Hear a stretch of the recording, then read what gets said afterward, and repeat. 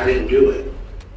Help me understand this. What does he mean by he didn't do it? You just pled guilty to it. Because I'm being advised by my attorney. I just accepted your plea of guilty to this charge, Mr. Harris. I'm trying to pull teeth here about what happened. I'm sentencing you, and I don't have all the information. Was he in the car? I'm living paycheck to paycheck. Okay. I have 5 kids. No one's letting me talk. This case is going to a jury trial. I'm vacating the conviction. You want your trial? You got it, Mr. Harris. This foolish defendant made one of the worst decisions of his life by waiting until the very last minute to break out of his plea agreement. If you were his counsel, tell me in the comments what you would have done. This guy couldn't stop talking for 5 minutes after literally busting his ass to get this ideal plea agreement. Let's get started and see how this foolish defendant ruins his own 4K pending plea agreement against Mr.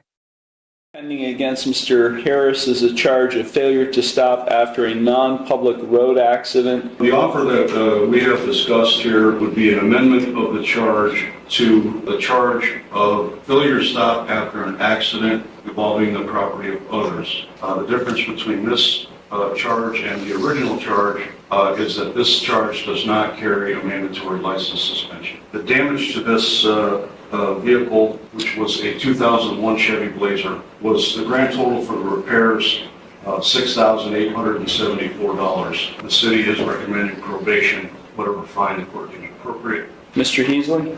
Thank you, Your Honor. He very much wishes to resolve this matter, Your Honor, along the lines of the stated plea offer, although he is aware that this court does not have to follow such plea agreement. Normally, I don't allow pleas to, this late in the game. We've had, I think, 4, maybe 5 pretrials or status conferences. Because the level or degree has not changed, and essentially not much has changed in the way of the plea other than what was outlined by the counsel, I will allow this plea to go forward. Thank you. Mr. Harris, it's my understanding today you wish to plead guilty to an amended charge of failure to stop after an accident involving property of others, a first-degree misdemeanor, a violation of Section 335.14a of the Conneaut City Ordinances. Is that what you wish to do today? Yes. You understand by pleading guilty to this charge that you are waiving your right to a trial, which includes your right to cross-examine witnesses and to confront evidence presented against you. You'd be waiving your right to testify or not to testify without any negative connotation. You'd be waiving your right to subpoena witnesses. You'd be waiving your right to a jury trial. You'd be waiving your right to be proven guilty beyond a reasonable doubt. All of those are trial rights you'd be waiving by pleading guilty to this amended charge. Is that what you wish to do? Yes.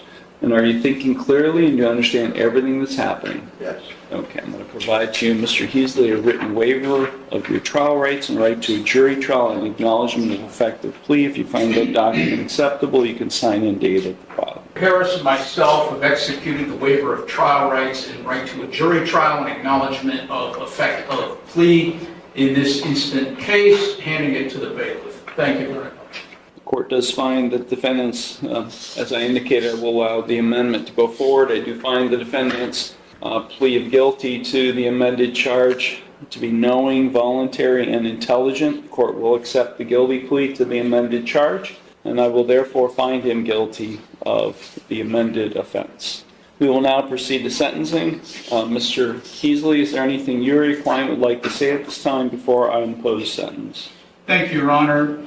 My client, as indicated earlier, does wish very much to resolve this matter, and that basically what influenced the decision not to go to trial, which of course belongs to the defendant rather than counsel.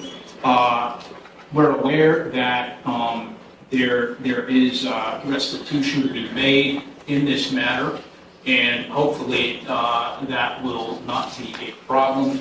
And he's aware of the possible sanctions that come along with this offense. We would hope that the court not suspend his driving privileges if possible. Mr. Harris, is there anything you would like to say at this time before I impose sentence? I'm not sure I'm allowed to say, so I just hope that I can keep my sentence. Okay. I don't know what I can say, so. Okay. That's all? Yeah. Okay.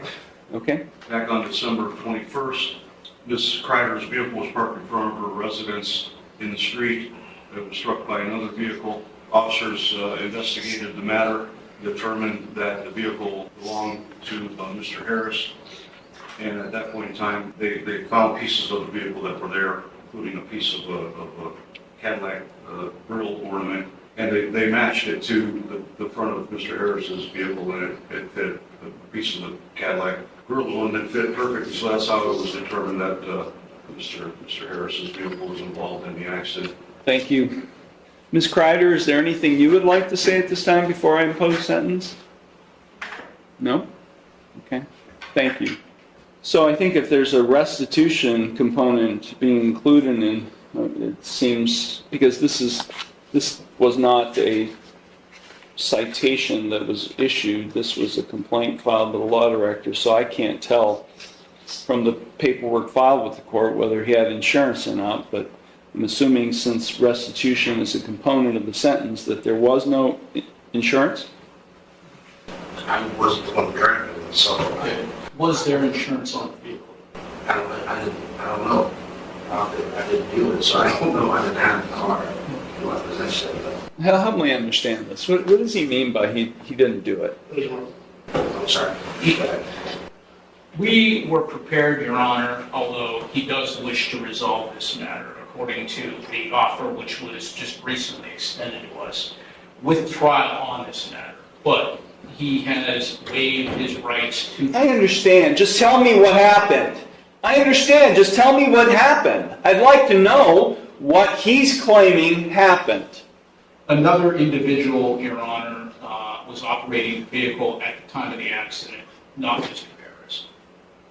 But he does wish to resolve the matter in lieu of trial. I just accepted your plea of guilty to this charge, Mr. Harris. I'm now in the sentencing stage. Okay, I understand, but I'm getting advised by my lawyer, so I'm not, that's what I said, I don't know what I'm allowed to say that I'm allowed to say. I'm trying to be respectful. The judge wanted to know regarding insurance on the vehicle. Cadillac Escalade. I get that. And I didn't have insurance on that vehicle. Whose vehicle was it? Okay, so the vehicle was in my name that I used. I let my brother have that vehicle because I'm trying to help him out. It's your vehicle. It was in my name. It was his vehicle. He purchased it. He bought it. Was the title transferred? No, he did not transfer the title. I'll continue to talk for you. You can talk to your attorney. I'm trying to pull teeth here about what happened. I mean, I'm sentencing you, and I don't have all the information. Okay? Was he in the car? I feel like I'm cross-examining him. Was he in the car at the time? No, sir. Okay. So, here's what I'm getting at, Mr. Heasley, specifically for you. If he pleads to a charge where he's operating a vehicle in an accident, and he's not able to provide proof of insurance on the vehicle he was driving, what happens? It's a non-compliance suspension with the Bureau of Motor Vehicles. Right? I mean, I know this amendment was all about trying to avoid a license suspension, but if he pleads guilty to operation and he's not able to provide proof of insurance, then it's a non-compliance suspension. Do you have the restitution to pay today? No, sir. How long will it take you to get it? This case has been pending since December. You haven't been setting any money aside for that possible consequence? I'm living paycheck to paycheck. I Okay. have 5 kids. I'm sorry, Mr. Harris, but take a look behind you. I didn't do it You just pled guilty to it. because I'm being advised by my attorney. I asked last time I was here, I asked if I could talk. No one's letting me talk. Well, we've got an appeal issue right now. We got an ineffective assistance of counsel claim right now. And I'm not going to allow this thing to go up on appeal, and you guys spend all kinds of time dealing with an appeal. I'm going to leave. and you guys are going to talk about this, and then we're going to resolve it, because I'm not sentencing right now. Because I'm not going to allow you to waste your time having to deal with an appeal on an ineffective assistance of counsel claim. This case is going to a jury trial. I'm vacating the conviction. This case is going to a jury trial on Thursday. You want your trial? You got it, Mr. Harris. This case is being vacated. I'm sorry, Ms. Kreider. This case is going forward to a jury trial. I'm vacating the conviction, and we are not proceeding the sentence. Sadly, the court stopped the Zoom live video, but thankfully for those of you who are familiar with Logan, I always follow up on these cases after a trial. The defendant's license was suspended, and he is currently on probation for a maximum of 1 year. This just serves to highlight the need of listening to your lawyer at all times. However, if you believe that his lawyer was undermining him or that this man was just a moron, please let me know in the comments. Thank you guys for watching.